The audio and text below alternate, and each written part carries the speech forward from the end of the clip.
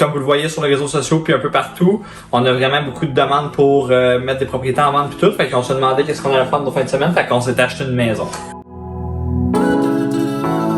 On en a certains qui nous ont dit de sacrer la maison en terre. On s'est regardé, on a fait non, On va continue, on continue jusqu'au bout. On a dit qu'on la rénovait et qu'on la louait, c'est ce qu'on va faire. On parle de cash.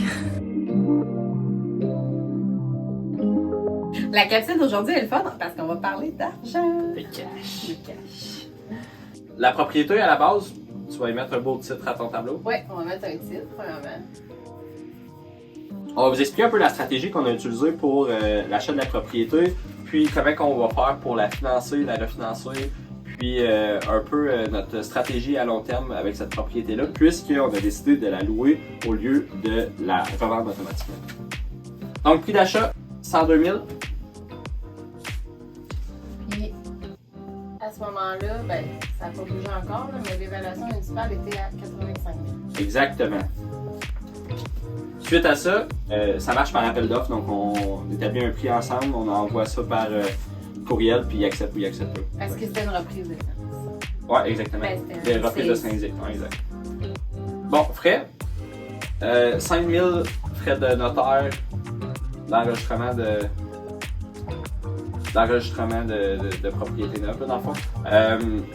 Les frais de notaire, lorsque c'est une reprise de syndic comme on l'a eu là, sont toujours aux frais des acheteurs parce que le vendeur s'est fait évincer ou il y a eu des problématiques, donc c'est toujours l'acheteur qui paye. Donc, généralement, on est habitué d'avoir 12, 13, 1400 pièces de frais de notaire. Là, on est à 5 000 du fait qu'on a pris aussi les frais de quittance hypothécaire et toutes ces choses-là de l'acheteur, du vendeur, excusez-moi.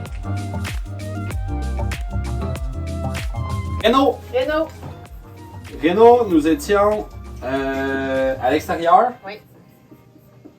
Pour un montant d'environ 10 000 $, ce qui comprend toiture, margelle, fenêtre, le revêtement extérieur, le temps des ouvriers, un peu tout ce qu'on a fait à l'extérieur. L'intérieur, pour environ une vingtaine de mille, ce qui nous donne un total Renault autour de 30 000. Donc intérieur, comme vous l'avez vu dans les autres vidéos, cuisine, salle de bain, le gyps, les revêtements de plancher, tout ce qui en suit par rapport à ça. Plomberie, électricité, ouais. Donc, notre prix total, 102. Vas-y. 102. 102. 102. Plus 5, 107. Plus 30, 137. 1000 $.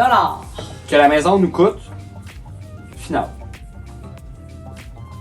À la base de la propriété, on a eu la chance d'avoir un généreux donateur qui nous a prêté l'argent cash pour acheter la propriété, faire les rénovations. Non, les rénovations, on a pratiquement nos argents de nous personnels.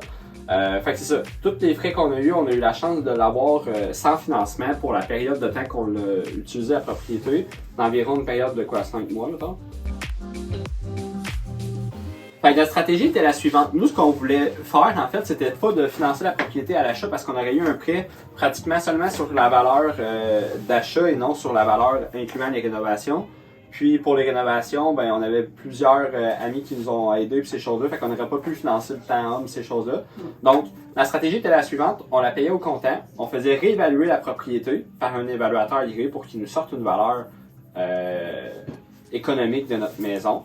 Cette valeur-là est sortie à 177 000. C'est important de savoir qu'une évaluation agréée n'est pas une évaluation marchande. Non, effectivement. Elle a vraiment une valeur économique. Ça sert à dire à la caisse, demain matin, les propriétaires perdent le contrôle de la propriété, on doit la revendre de façon ultra rapide pour libérer la dette. Ben, c'est la valeur qu'on y attribue dans une vente. Généralement, on dit 15 à 30 jours pour que ça parte de façon rapide. Suite à ça, cette valeur-là, les institutions financières vont prêter jusqu'à 80% de la valeur totale de l'évaluation agréée, ce qui nous donne un montant à 136 000, qui arrive justement avec notre prix d'évaluation, pas d'évaluation, mais notre prix total de la propriété. Donc, on a été capable de financer l'entièreté de notre propriété avec aucune mise de fonds de notre part après les 5 mois. Fait que c'est un peu la stratégie à laquelle on a décidé d'aller.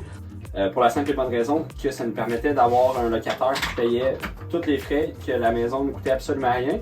L'autre chose, en fait, c'est qu'il y a une nouvelle loi qui est passée au gouvernement qui mentionne que les gens qui flippent des propriétés un petit peu comme on l'a fait là, doivent conserver la propriété sur une durée minimum d'1 an parce que sinon l'imposition sur le gain en capital est de 100% au lieu de 50% comme on l'avait ultérieurement.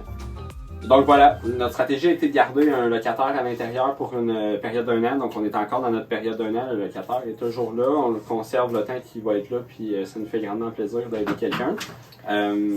Vas-y. Ben, à savoir que maintenant, pour nous, ça, c'est comme de l'argent en banque, finalement. Exactement. La propriété ne coûte rien, la location suffit amplement, mais on fait un léger profit annuellement. Puis, le jour où on va vouloir la revendre, si on la revendait en date d'aujourd'hui, déjà, sa valeur est autour de 200 000 sur le marché. Fait que quand on aura besoin, ben ouais, on sait qu'on a de l'équité qui dort là pour un autre projet, mais tu sais, tout ça pour dire que grâce à un peu la stratégie qu'on a utilisée, ben, on était capable de rapidement aller chercher un refinancement pour justement pas nécessairement mettre de mise de fonds sur la propriété. Voilà. J'espère que ça vous a intéressé. Nous, on a appris beaucoup aussi à l'intérieur de ça. On était habitués de faire des transactions, de transiger des montants, puis de déjà avoir les valeurs exactes. Établies d'avance, souvent. Oui, c'est ça. Les financements, c'est ça.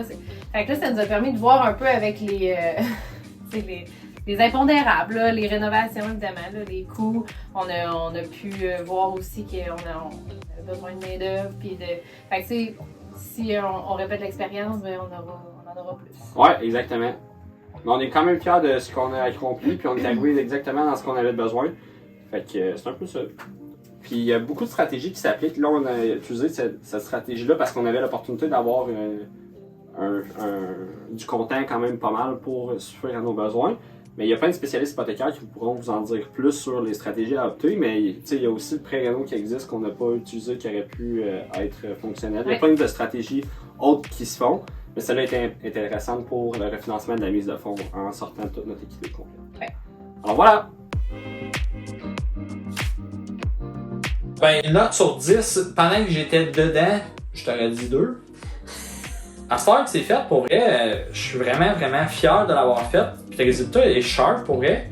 Fait que, ben, c'était un 8 pour vrai. Moi, je pense que c'est 0 un flop. Ça nous a permis de prendre full expérience. Ça va être bon pour dans tous nos projets futurs. Ça a aiguisé nos contacts dans plein de domaines. Ça a été vraiment une belle école d'apprentissage. Puis on en sort quand même gagnant. Là. Ça a été pire que ce qu'on pensait, sauf que c'est un peu comme ça la rénovation en général, de toute façon. Il n'y a pas un projet parfait. Non, exactement. Mais tu sais, on a rentré quand même dans nos objectifs financiers, on a rentré dans nos objectifs de temps. On avait budgété quand même pas mal au début, on est rentré dans nos budgets. Fait que, note sur 10, c'est ça. Je pense que ça vaudrait la peine juste de remercier tous ceux qui sont venus nous aider aussi. On a eu beaucoup de collaborateurs externes et internes, c'est-à-dire beaucoup de monde qui sont pas nécessairement venus mettre la main à la porte, mais qui nous ont aidés à l'extérieur. Je pense à Marie-Lou chez O'Mardware qui nous a, qui était tout le temps là, je l'appelais pour n'importe quoi, à me réajuster mes affaires, puis son collègue Gaëtan aussi qui est là. Les gars de toiture qui en une semaine ils se sont rendus disponibles, la gang à Kev puis Nico puis tout ça. Fait que tu sais, ça s'est fait ultra rapidement. On a commandé le stock la fin de semaine d'après, la toiture était faite, tout était fait. Les Bec Champel sont venus pour les gouttières, puis le revêtement extérieur, sont venus prendre leurs mesures. On était à voir des échantillons pour les couleurs, puis tout ça, ça a été super quick, t'es capable de passer rapidement. Fait que ça, vraiment, tu sais, avec tout ce qu'on entend dans la construction, les délais, tout ça, on a été super chanceux, puis tout le monde a super bien collaboré avec nous. Notre ami Mike Maillot qui nous a aidé à faire une vieille base de cabanon. Puis il y a un de ces gars pour faire le revêtement, super gentil.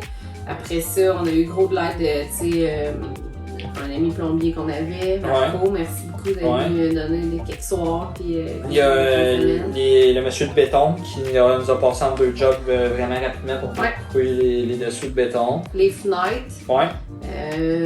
Un ami à moi qui travaille chez Reflect qui nous a passé en 2 commandes, fait qu'on les a eu rapidement. Puis il y avait un petit installateur qui travaillait pour lui de fin de semaine qui est venu nous aider. Ouais, super gentil, merci beaucoup. Les tireurs de joints.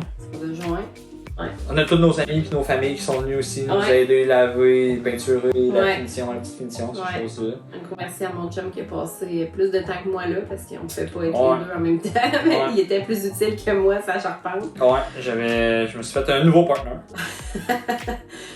Puis un gros merci à tous ceux qui nous ont supportés aussi moralement. Il a été là pas mal sur la finition aussi, ça nous a aidé beaucoup. Vraiment. Eloa qui débute en électricité puis qui est venu nous donner un bon coup de main aussi. Qui a accepté de faire son premier chantier sur notre chantier. Son premier chantier sur notre premier chantier.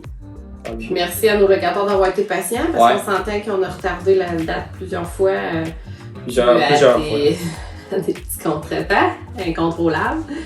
Fait que finalement, ils pensaient passer les fêtes dans leur nouvelle maison, mais il a fallu qu'ils attendent un petit peu. Fait que un gros merci de votre compréhension. Ça nous a aidé à pouvoir finir la maison beaucoup mieux.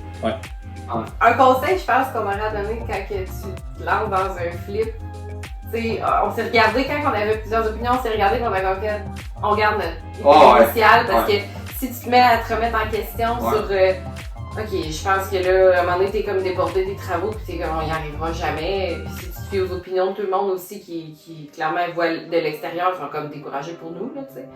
Fait que on s'est regardé, on a fait non, on continue jusqu'au bout. On a dit qu'on la rénovait et qu'on la louait, c'est ce qu'on va faire. Fait que ça a bien fini, mais ça n'était pas sans défi.